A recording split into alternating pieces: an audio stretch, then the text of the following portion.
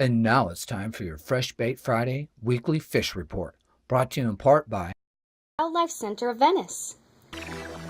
At the Wildlife Center of Venice, we are committed to the preservation, rescue, and rehabilitation of wildlife in our community.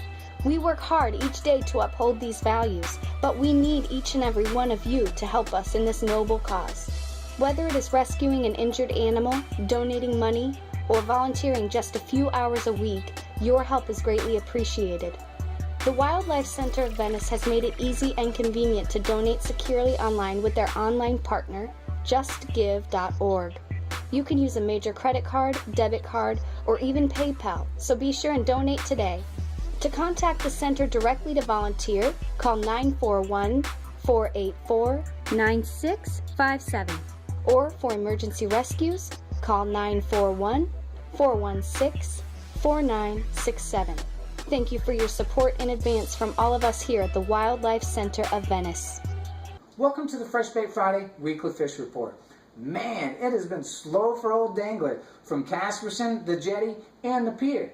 But I haven't been able to get out as much as usual because it's been cold, windy, and just flat out nasty. I've only brought home a bonnethead, and that's what someone gave me. And that's been the flavor of the week from Casperson, the Jetty, and the pier, and a little further north up into Sarasota. Nice sized schools of bonnetheads mixed in with a lot of small black-tipped sharks. But reports in Sarasota Bay, especially around the edges, still producing trout, nice reds, and mackerel. So as you go down into Blackburn, there's been some pompano, and all the way down to Inglewood. So the shrimp seem to be nice size lately, and that seems to be the preferred bait on the coast and inside the intercoastal. So if you're looking for some decent fish, that's probably where you want to go. So thanks for tuning in to this week's Fresh Bait Friday weekly fish report, and have an awesome weekend.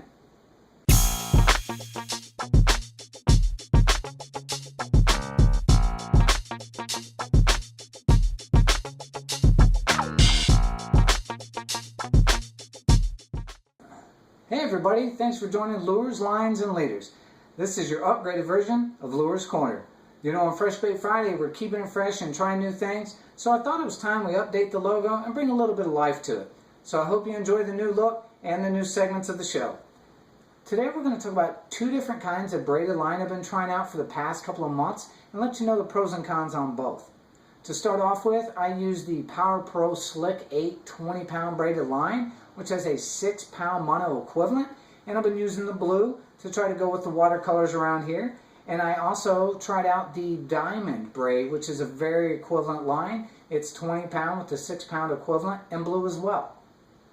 The very first thing I noticed about the line is that it was very slick, as in with the name, meaning it can cast. Man, it really goes through those guides fast, and it will cast out far. The drawback to that is it is very wind knot susceptible, whether it's a little slight breeze or a typhoon coming through. Either way, it will wind knot. So if you're not a big wind knot fan, it's probably not the line, which does get frustrating. Even though a lot of the knots come out pretty easy, it's still a difficult thing to deal with time and time again when you're out there trying to catch fish, dealing with birds and everything else too. So I'm not real big on the Slick 8 with the wind knots, but as you use it a little bit longer and it gets, worn from being on the reel a while, it does tend to get a little bit easier to deal with, and the wind knots do get less. So gonna give it a reel. So now let's talk about the Diamond braid for a minute. It's pretty equivalent in every way, from the size, the color, and even the price. But what's not equivalent is the sound. Man, it is like a freight train coming through those guides. And when I first got it put on, I thought something was wrong. Because go put on some Slick 8 and then switch over to Diamond, different world. Slick 8 goes through those guides and you don't hear anything. Diamond, again, is really loud, but it does tone down after time. But a plus side to the Diamond is it doesn't wind knot anything like the Slick 8. So you can deal with low and moderate winds with no wind knots. Of course, braid will get knotted in high winds like any other line, but low and moderate, man, it was really good. So overall, I'm more impressed with the Diamond. Gonna give it 2 reels up. So now that we've covered lines, let's talk about lures for a second. Lures are very tricky, especially when you first get started. From freshwater to saltwater, it doesn't matter. Go to Walmart or any bait shop and just look through the different lures, especially if you're a new angler or not well versed on all the different lures and more of a fresh bait angler. Because there are so many choices, it's overwhelming and it's hard to know. And of course, you ask 10 people, you get 10 different answers. So I just want to talk about lures for a second in a different format. So lures this, lures that, everybody, claims that theirs is the best, and they've got the technology that's the hottest, the changing colors, the way it rattles, the way it moves, price, you name it. There's so many factors when it comes to marketing and selling the different lures. What I want to tell you is that lures are really just about everything else. Being in the right place at the right time and hedging your bets. So the first tip I want to give you is not to get stuck on one lure. I have some confidence lures I use, and I assure you, when I tie them on, it is a very confident feeling because I know I've caught good fish with them. And sometimes, especially in situations where I know it can work, even if it's not, I won't switch lures just because of the fear or hesitation that I might not catch a fish that day, or the lure is not going to work for me. But I can tell you this, if someone suggests a lure or you see something that you like, throw it in, try it out. It can't hurt. And the second thing I'm going to tell you is what the old school anglers let me in on. 99% of the fish are in 1% of the water. My point in case, the other day at the jetty, someone was using a McDonald's straw with a treble hook, which happens to be something common around here, and I thought it was something special. But they will put a floating device on their line, like a honey bear container, let it float, put their line down, put a McDonald's straw and a treble hook at the bottom, and they will catch different kinds of fish and slay some mackerel as well. And the last, but I think most helpful tip, is there's not a wrong decision when it comes to a lure. Depends on the condition, what fish are running, and that's not even always a sure thing either. You could be out there trying for some mac one day with a mac lure, not getting anything in. You throw out something else, now you got a mac on the line. So keep your mind open and diverse as well as your tackle box, and I think you'll do just fine. So I hope these tips were helpful, and thanks for watching Lures, Lines, and Leaders.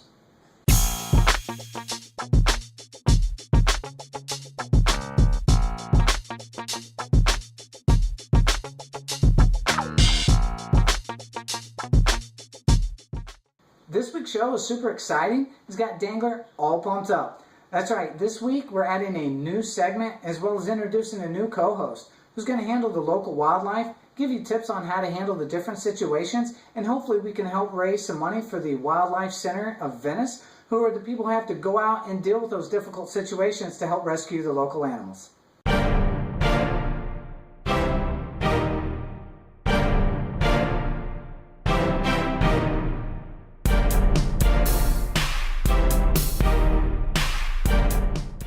Oh my God, check it out. There's a manatee right in front of me. It's so close I can almost touch it. That is so cool.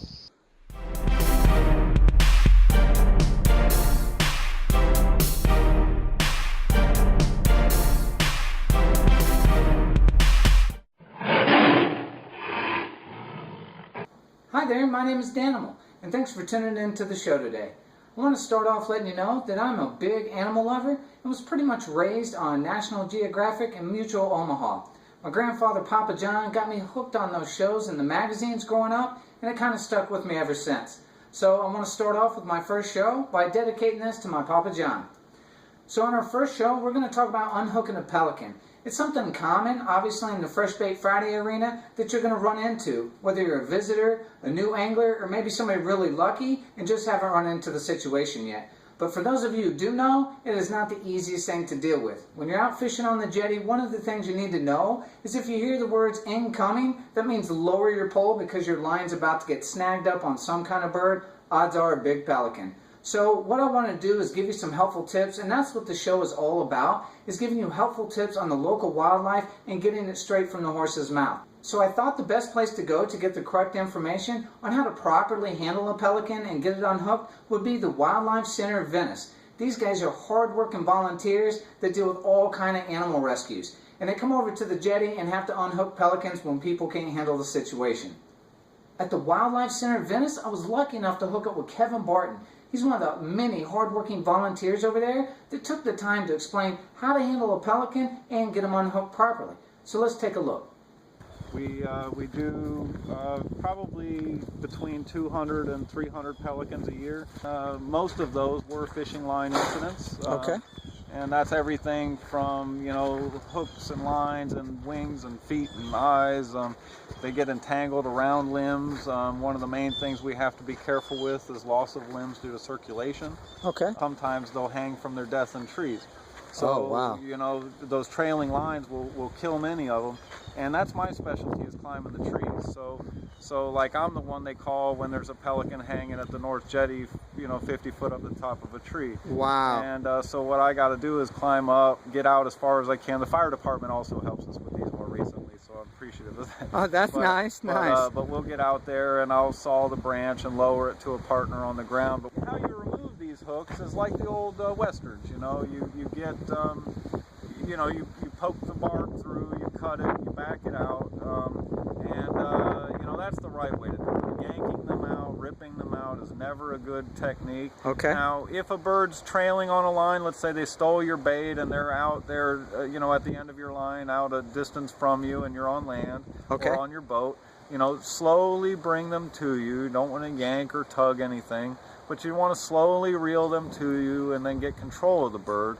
All right. One of the best ways to do that is what they call a bird burrito. Use a beach towel or a blanket or something, and tuck the wings gently against the body, tuck the legs up against the body, and hold them like a football. Oh, okay. And wrap it around. Now with pelicans, they're not very dangerous, but they, you know, any animal will defend themselves. So go for your. Well, you know, that's one of the things I was really scared when I first grabbed a hold of the first one, when I hooked it and trying to get it undone. But I noticed when I put my little rag over its eyes when I was handling it, it worked out better. Does that really help, or was that, you know, was it already calm because I was trying to be gentle in the first place? It is always a good practice to cover a wild animal's eyes when they're in a stressful situation. It does help. Okay. It does help calm them down. I don't think it's the miraculous cure of every situation. I mean, they exactly. Now with a pelican, there is a unique concern that a lot of people don't know about. Other seabirds have the same issue. Okay. Because they don't really have nostrils. Oh. So it looks like they have little nostril slits, but what they are is that's how they dissipate salt from their salt gland. Wow. So we ask people to just keep their beak just slightly ajar. It's not a big deal. They don't really suffocate very easy. But, instead of clamping it shut? Tie it shut. Because I've done that. Yes. I've clamped it shut to try to help someone else. Just a slight crack or pinch it from the side, you'll be fine. Okay. And they're not really going to hurt with that hook on then. It just is it. The hook. What they do is they like to pop you in defense. Okay. They have to cock and reload. Okay. So if you're trying to wrestle one to help one, if you go to help it and it does this to you, okay, wait, do that and get it to do that intentionally. When it draws back, grab the beak. Okay. Because you know, you've got a little time there. Okay. But be careful if your fingers slide down the beak, you'll get like a paper cut. Okay. So you want to hold it firm, but at the same time slightly ajar. Okay. So you know, there's so many things to know, obviously, and that's what we're trying to do on the show, is help people out. So one of the questions that does come up is, when is it okay to leave the lure in? What kind of situation would prompt that, and that be okay? Well, we almost never want to really leave the lure in. We do want to get that kind of stuff out. I mean, you wouldn't want shrapnel in your body either. Exactly. But there are certain situations where a hook might get lodged where it's almost too dangerous to remove. Okay. At least without a surgeon or some medical equipment. Okay. So if anything needs stitches, if it's not easy to remove, if the barb of the hook is embedded deep in muscle tissue. Okay. We don't want to yank those things. You know, we'd rather make these decisions based on x-ray and more knowledge of anatomy. Okay. We don't want to rip tendons or blood veins. So use your best judgment when you're down there dealing with it, and if it looks severe, I mean, you got to use some common sense too. Yes. And the Wildlife Center will always be available if you need help, either to coach or to come out and grab the animal, come out and rescue the animal. Well, if we're down at the jetty and something happens where we need you, what's the best number to get a hold of you guys for emergencies? Yes, sir. The best number to reach us out is area code 941-484-9657. All right, Kevin. Well, thank you so much. Thank you. All right. Hey, have a good one. Thank you. All right. Bye-bye. Man, that Kevin is right on. I'm glad I got to chat with him for a few. I learned quite a few things, and hopefully if you get into this situation, it'll help you out. Be sure to send in those Valentine's Day donations. Thanks for tuning in, and have a wonderful weekend.